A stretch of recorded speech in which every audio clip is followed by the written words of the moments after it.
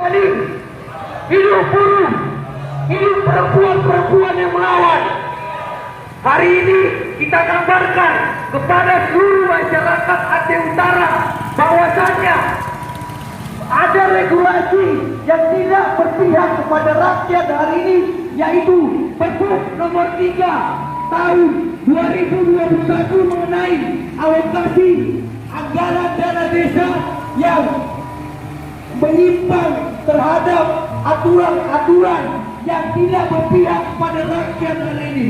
Yang kita ketahui bahwasanya hari ini pemerintah ataupun aparatur desa yang langsung terjun ke lapangan hari ini untuk melihat problematika bukan dari pihak-pihak eksekutif maupun legislatif hari ini.